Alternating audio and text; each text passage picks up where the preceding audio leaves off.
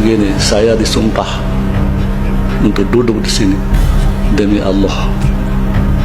Telah menimbulkan berbagai tafsir yang sangat liar di kalangan publik, yang salah satunya adalah bahwa permohonan aku adalah bentuk ambisi Bapak Presiden Republik Indonesia yang ingin meloloskan anak kandungnya Mas Gibran Rakabuming Raka yang saat ini menjabat sebagai wali kota Solo untuk dapat mengikuti pertarungan di kancah nasional sebagai calon wakil presiden Republik Indonesia.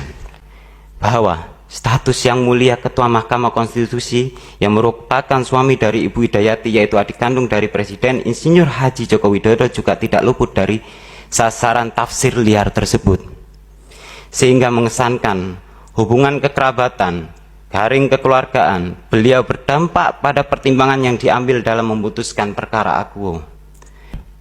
Berdasarkan uraian yang telah para pihak terkait sampaikan di atas, para pihak terkait memohon kepada Yang Mulia Majelis Hakim Mahkamah Konstitusi yang memeriksa dan memutus permohonan pengujian ini berkenan menjatuhkan putusan dengan amar yang berbunyi sebagai berikut.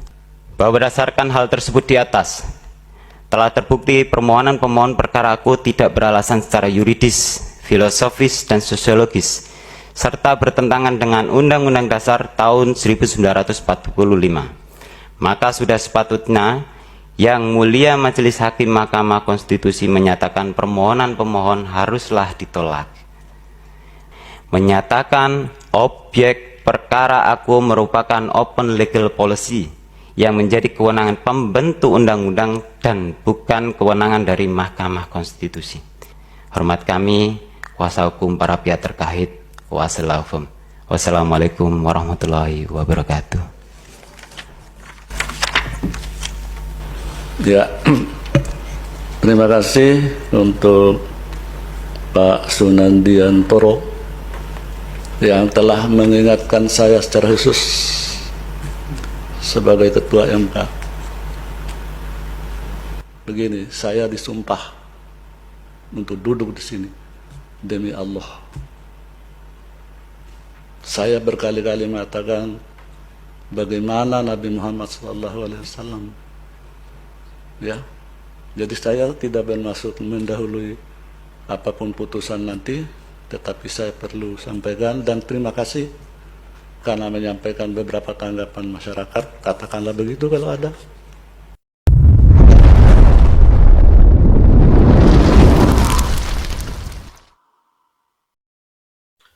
Assalamualaikum warahmatullahi wabarakatuh. Salam Om Swastiastu, Namo Buddhaya, salam kebajikan dan salam sejahtera untuk kita semua. Saudaraku sebangsa dan setanah air, para penonton kanal YouTubeku yang sangat saya hormati dan sangat saya cintai, salam jumpa dan selamat bertemu kembali bersama saya Sainai pada hari ini Selasa 24 Oktober 2023. Saudaraku sebangsa dan setanah air, polemik di Mahkamah Konstitusi yang dijadikan oleh keluarga besar Presiden Joko Widodo sebagai mahkamah keluarga masih terus berlanjut sampai saat ini. Berbagai macam kritikan, berbagai macam pengajuan, berbagai macam aksi protes yang ditujukan kepada Mahkamah Konstitusi terus digencarkan. Banyak pihak yang merasa tidak puas dengan keputusan yang diambil oleh Mahkamah Konstitusi dalam meloloskan Gibran Rakabuming Raka sebagai calon wakil presiden dari Bapak Prabowo Subianto. Keputusan yang diambil oleh Mahkamah Konstitusi ini dinilai adalah keputusan yang bersifat keluarga. Bahkan netizen menilai bahwa ini bukan Mahkamah Konstitusi, tetapi mahkamah keluarganya Bapak Presiden Joko Widodo. Joko Widodo telah mengatur strategi guna meloloskan putra mahkotanya Gibran Rakabuming Raka agar bisa ikut berlaga di pemilu 2024 sebagai cawapres dari Bapak Prabowo Subianto ini. Dalam beberapa menit ke depan, saya akan menghadirkan cuplikan-cuplikan video tentang kecaman-kecaman yang ditujukan kepada Mahkamah Konstitusi dan juga Gibran Rakabuming Raka. Banyak penilaian yang ditujukan kepada Mahkamah Konstitusi karena tidak adil, karena lebih mementingkan keluarga Presiden Joko Widodo.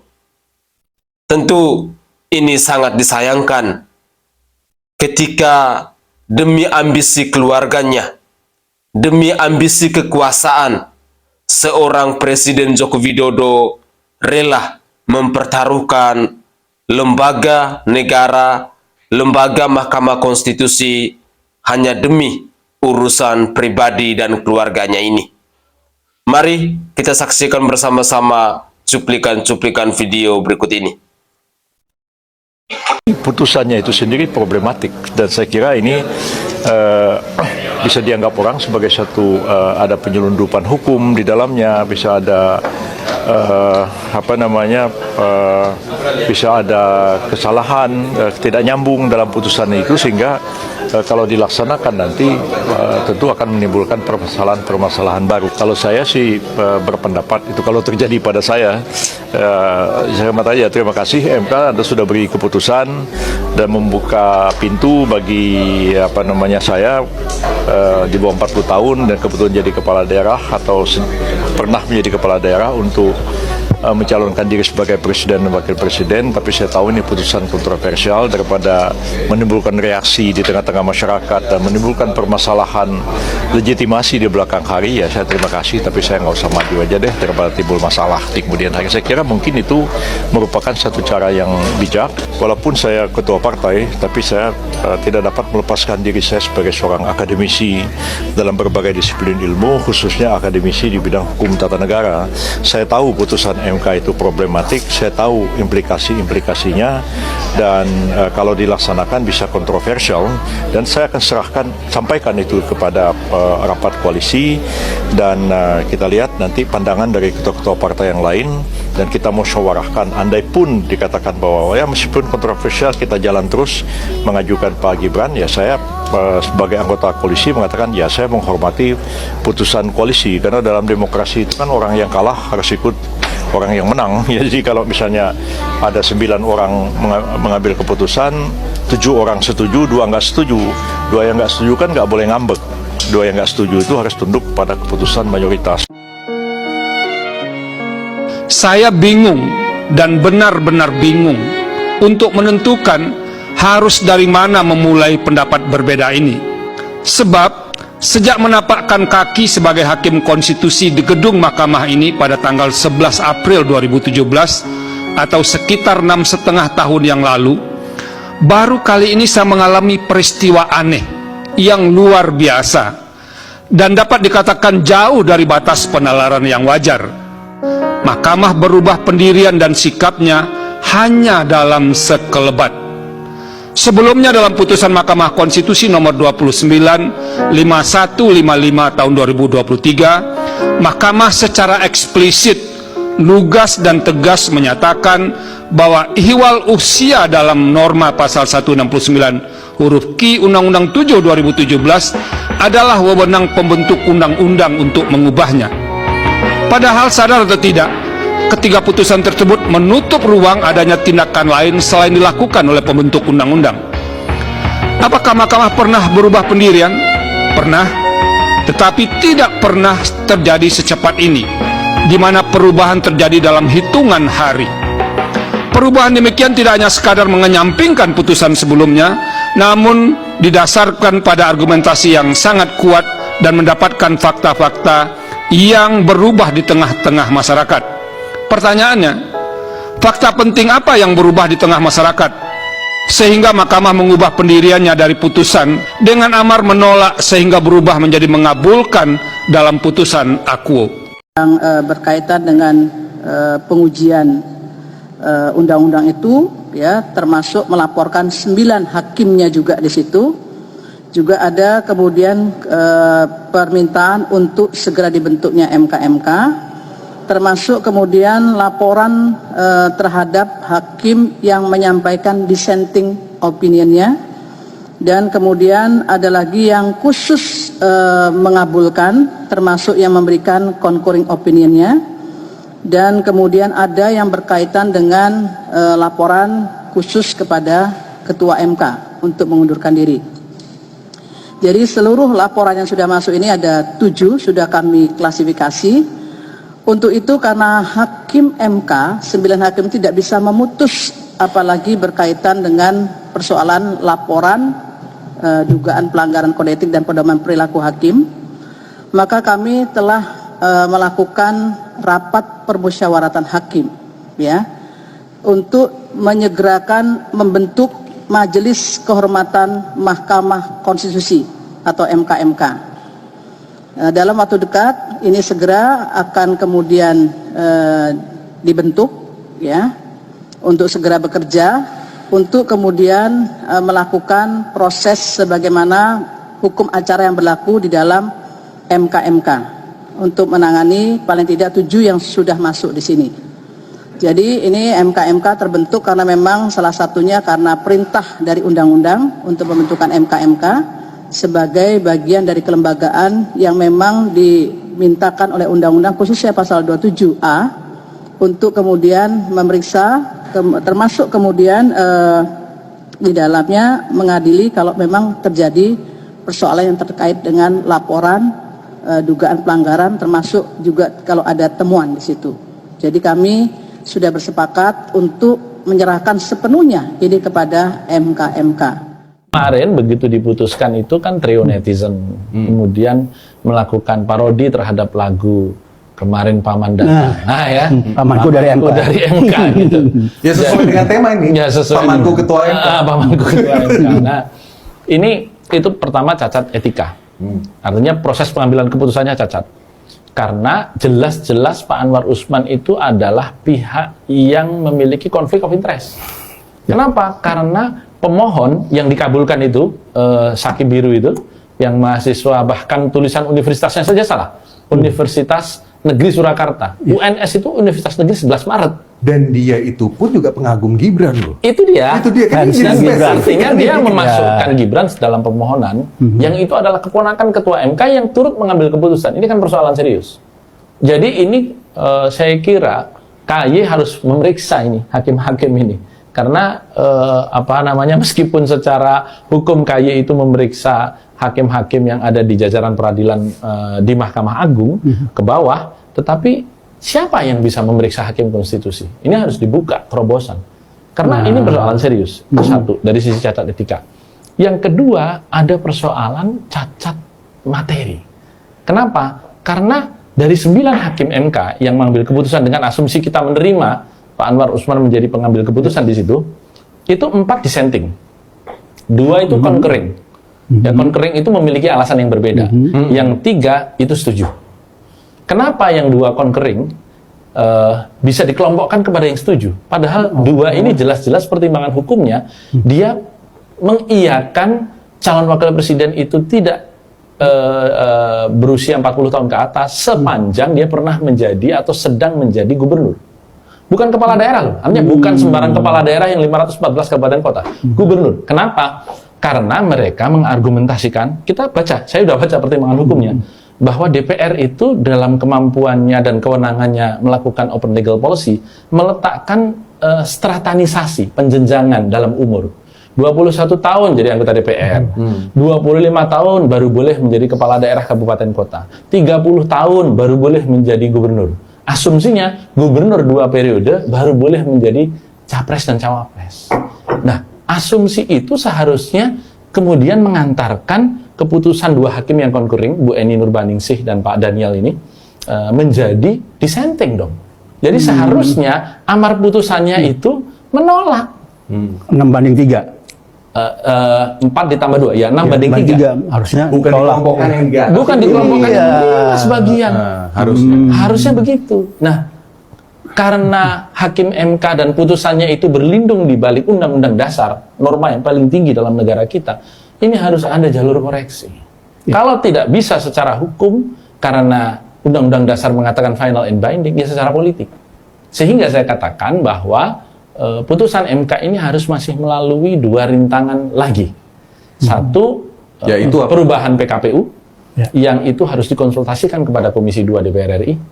Meskipun ini masa reses, tetapi anytime DPR bisa kembali, karena ini kondisi genting. Satu. Yang kedua, kalau orang tidak terima, katakanlah misalnya KPU tetap jalan terus dengan atau tanpa konsultasi Komisi 2, mereka tetap melangkah dengan PKPU, misalnya kemudian Prabowo Gibran ini betul-betul ditetapkan sebagai calon, penetapannya ini bisa di judicial review kan, berdasarkan judicial review terhadap peraturan KPU itu. Nah, gitu loh. Jadi peraturan KPU-nya itu di judicial review karena PUU, pengujian undang-undang itu kan di Mahkamah Konstitusi. Tapi pengujian aturan pemerintah di bawah undang-undang itu di Mahkamah Agung. Dalam hal ini PKPU itu di bawah undang-undang. Sehingga ini diatur kalau mau nggak terima, gugatlah di Mahkamah Agung. Saya khawatir kalau kemudian Prabowo Gibran ini berlanjut, maka jangan-jangan kurang seminggu coblosan Mahkamah Agung memutuskan pencalonan Prabowo Gibran tidak sah. Makanya Didiskualifikasi. Yusril pun bilang kan, Betul. keputusan ini adalah problematik sebetulnya. Problematik secara hukum. Sehingga memang kalaupun kemudian Mas Gibran ini diambil sebagai cawapresnya Pak Prabowo, ini menimbulkan problematika hukum inherent di dalam pasangan ini, sampai dengan betul-betul tidak ada lagi yang melakukan gugatan-gugatan termasuk di mahkamah. Ini saya baca ini. Misalnya Mas Gibran berangkat betul jadi wapres karena memenuhi kriteria keputusan Mahkamah Konstitusi, disebutkan sudah berpengalaman menjadi wali kota dan disebabkan karena pemilihan umum. Berpengalaman 2 tahun. 2 tahun kok berpengalaman. Ukuran saya itu moral. Kalau saya melihat dari perspektif budaya itu moralitas, kepatutan. Apa ya pantas? Peristiwa kemarin ini, rentetan peristiwanya itu bagi saya ya, ini memberikan pembelajaran politik apa kepada publik? Pembelajaran apa yang bisa dipetik? Misalnya satu contoh, Kaisang dalam 2 hari jadi anggota partai, hari ketiga jadi ketua umum. Saya tidak mengatakan di situ ada peran Pak Jokowi atau tidak ya, tapi bahwa ada fakta seperti itu. Pembelajaran kepada publik adalah, oh ternyata menjadi manusia instan itu sangat dimungkinkan di Indonesia. Bayangkan, kalian ini, orang-orang ini untuk menjadi pemimpin, naik jadi kelas manajer saja, atau naik kepala bagian saja, harus berjuang, gigih berjuang menjadi orang yang dipercaya, berpengalaman, sampai akhirnya naik pangkatnya. Itu baru level ini loh, kepala bagian, kepala seksi, kepala dinas. Ada tahapan-tahapan untuk mematangkan kepribadian seseorang, keterampilan dan segalanya. Ada proses. 2 hari punya kartu anggota.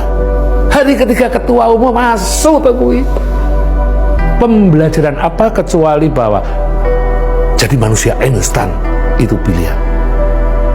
Bayangan itu kalau nanti anak muda yang sedang bertumbuh hari ini, anak-anak remaja yang bertumbuh hari ini melihat peristiwa itu, oh, kalau gitu aku jadi Tarsan saja, gandul nama besar ayahku, gandulan jadi Tarsan, bisa lompat, ahistoris, instan, nggak ada etos, nggak ada kegigihan perjuangan. Bayangkan ketua umum partai, wow, nasional lagi.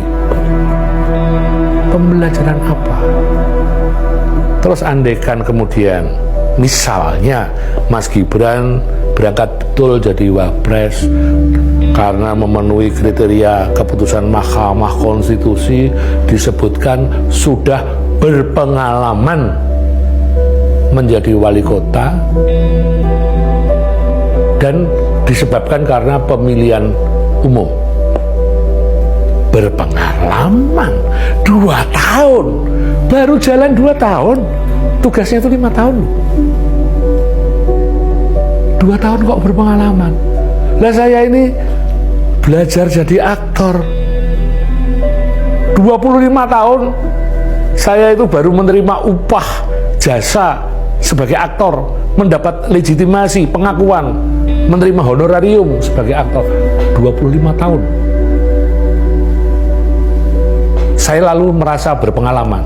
Hari ini saya bisa transfer knowledge, berbagi pengalaman saya sebagai aktor, karena saya sudah merasa berpengalaman. Seperempat abad lebih, sekarang sudah 40 tahun saya berteater. Saya baru berani mengatakan saya berpengalaman. Kalau hari ini karena ada satu keputusan dari Mahkamah Konstitusi dianggap berpengalaman, dan yang dianggap berpengalaman itu percaya dengan itu, aduh. Dan itu posisinya nanti adalah wakil presiden. Saya sedih. Tingkat kepatutan, kepantasan, kesadaran diri.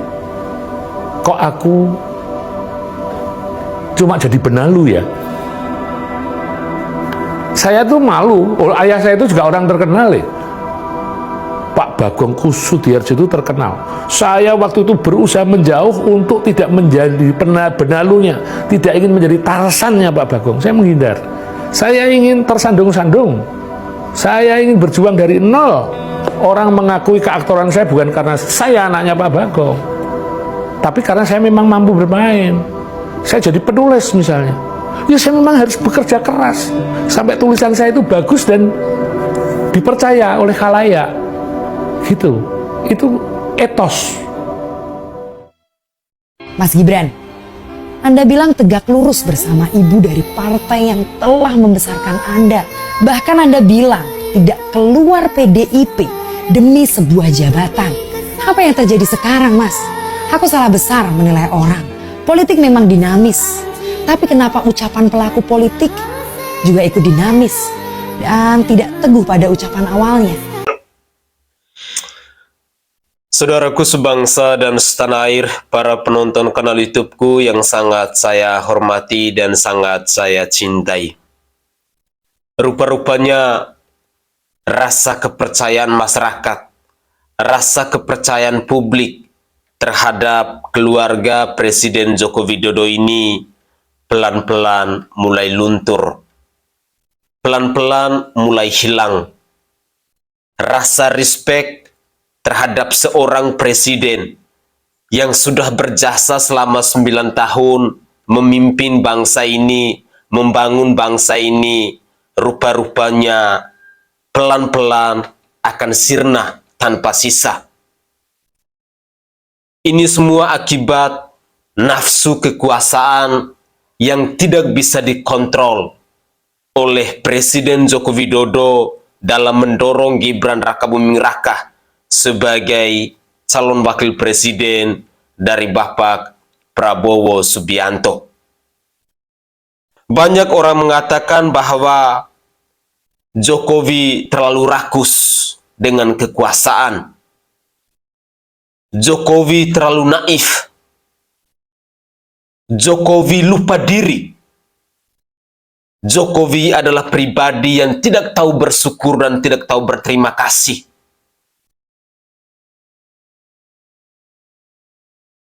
Ungkapan-ungkapan kekecewaan yang kita dengar dalam cuplikan-cuplikan video tadi memang sungguh miris. Sangat kasihan dengan reputasi baik dari seorang Presiden Joko Widodo yang telah dia pupuk, yang telah dia bangun selama kurang lebih mau memasuki 10 tahun ini. Tentu pandangan-pandangan politik, argumentasi-argumentasi yang disampaikan oleh netizen, bahkan yang kita dengar dari seorang profesor Bapak Yusril Iza Mahendra tadi, bahwa ada problematika dalam pengambilan keputusan yang dilakukan oleh MK ini. Tentu ini sangat disayangkan. Rasa respek dari rakyat kepada keluarga Jokowi akhirnya hilang. Itulah akibat jika seseorang lupa diri karena nafsu untuk berkuasa. Ada yang mengatakan bahwa keputusan Joko Widodo untuk mendorong Gibran Rakabuming Raka untuk mendampingi Bapak Prabowo Subianto akan membawa nilai positif atau berdampak positif terhadap Ganjar Pranowo dan Bapak Profesor Mahfud MD. Tapi di sisi lain, tanggapan dari para pendukung Ganjar, para pendukung Bapak Profesor Mahfud MD mengatakan bahwa itu semua hanyalah omong kosong. Joko Widodo telah berkhianat. Keluarga Joko Widodo telah mencampakkan PDI Perjuangan. Dan dengan demikian, bahwa keluarga Jokowi adalah keluarga yang telah melakukan pengkhianatan kepada PDI Perjuangan. Keluarga Jokowi dinilai adalah keluarga yang tidak tahu bersyukur dan tidak tahu berterima kasih. Mereka lupa akan segala jasa baik yang telah diberikan oleh PDI Perjuangan. Dedikasi of life yang seringkali disampaikan oleh Ibu Megawati Soekarno Putri yang adalah Ketua Umum PDIP rupa-rupanya tidak dihirau atau diabaikan oleh keluarga Presiden Joko Widodo.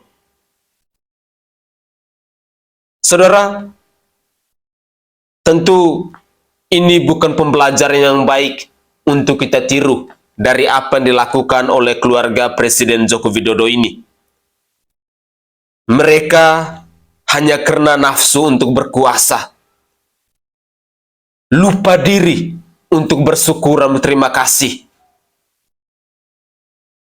merasa diri paling hebat, sehingga karena keserakahan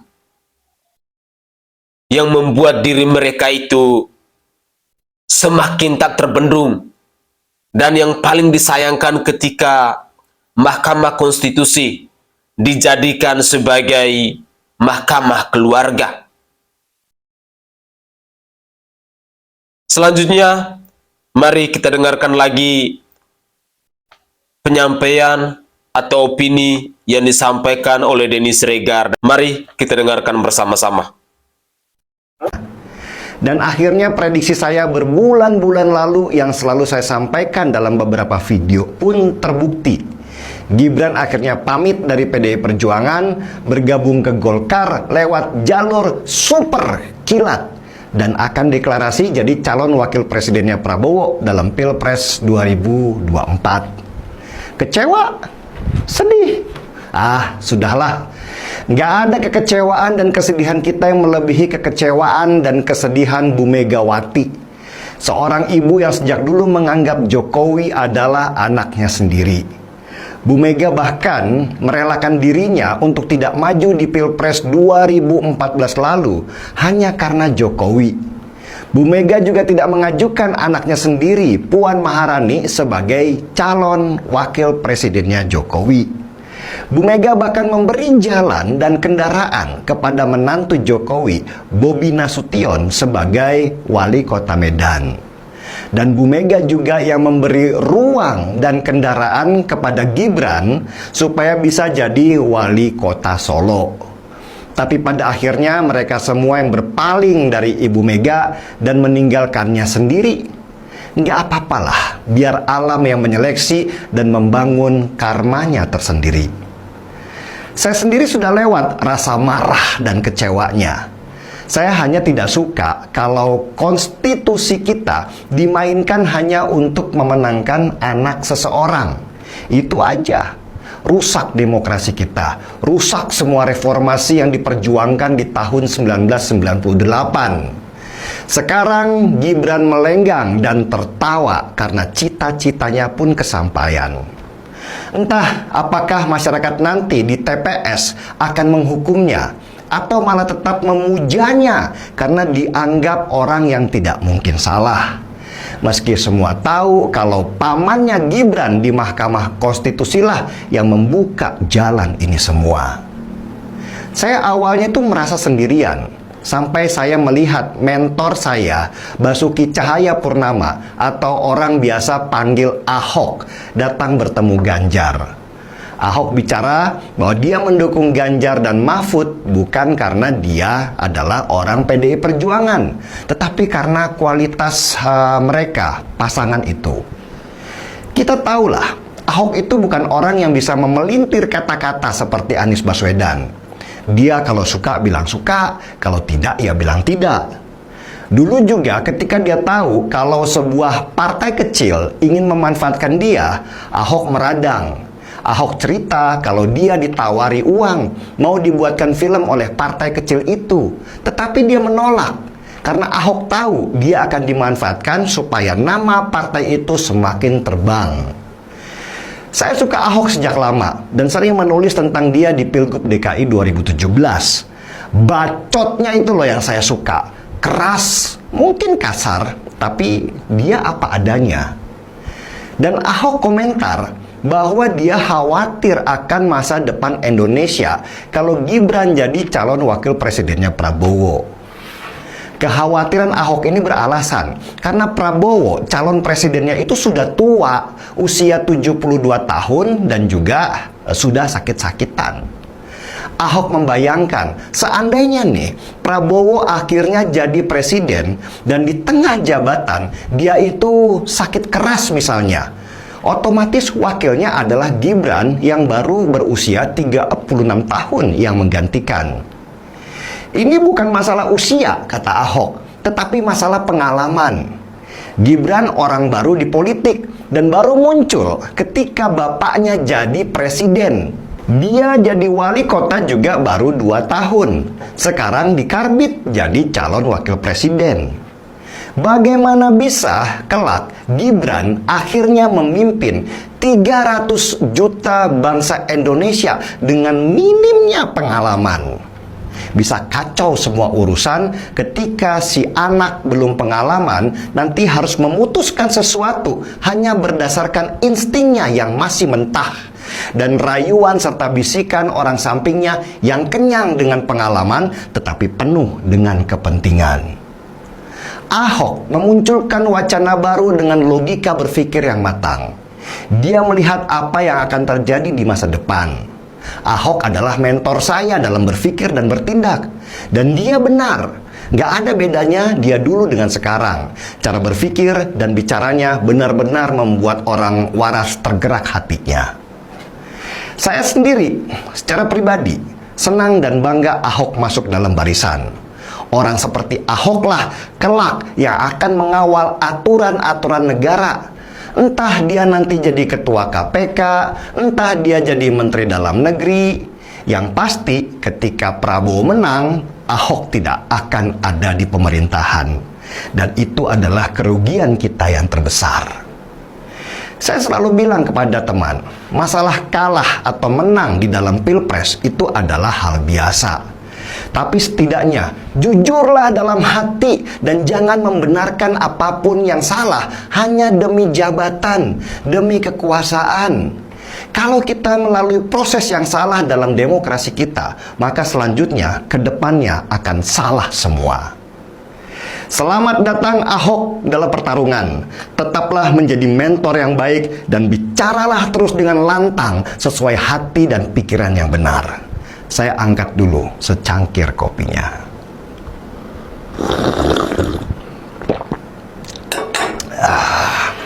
Marki Bong, mari kita bongkar semua. Saya Denny Siregar, kita di acara Saudaraku sebangsa dan setanah air, para penonton kanal YouTubeku yang sangat saya hormati dan sangat saya cintai. Pertanyaan untuk kita renungkan secara bersama-sama. Masih percayakah kalian dengan keluarga Jokowi? Apakah di pemilu 2024 nanti kalian akan memilih Prabowo Subianto yang cawapresnya adalah anak ingusan politisi karbitan Gibran Rakabuming Raka itu? Tentu negara ini adalah negara yang besar. Negara dengan berbagai sumber daya alamnya yang sangat istimewa. Sehingga kita membutuhkan seorang pemimpin yang benar-benar punya pengalaman, bukan mau coba-coba.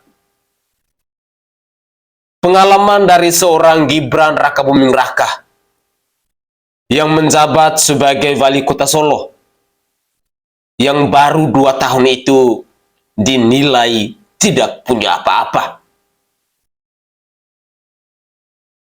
Gibran masih terlalu muda untuk memimpin sebuah negara.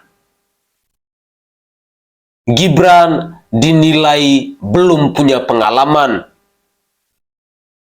Kedewasaan dari seorang Gibran Rakabuming Raka dalam mengelola sebuah negara tidak ada apa-apanya.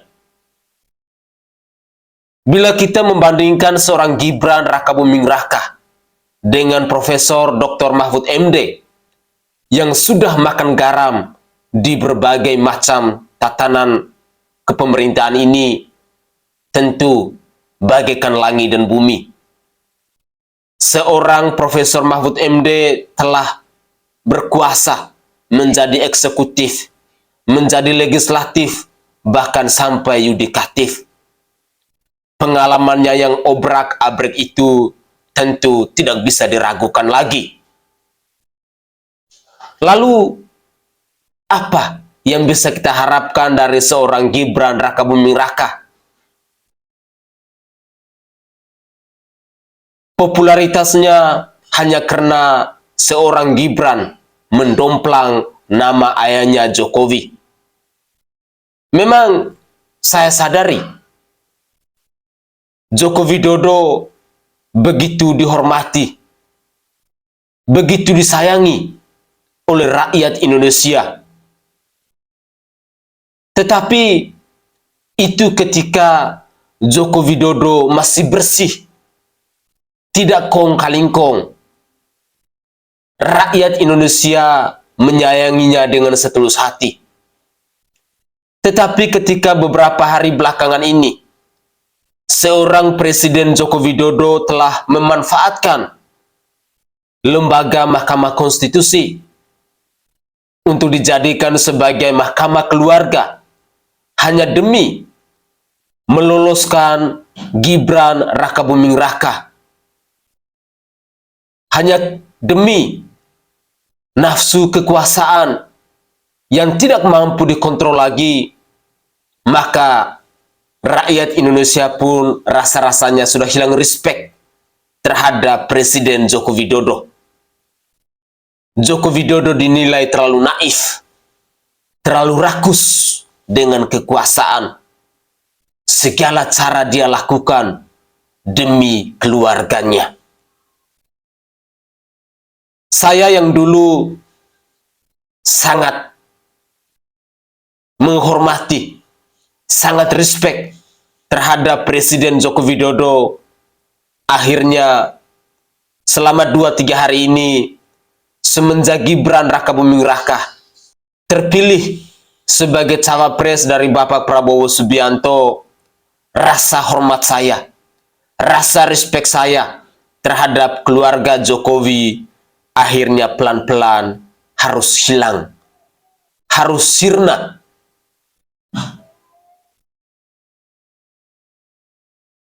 Jokowi terlalu naif di mata saya.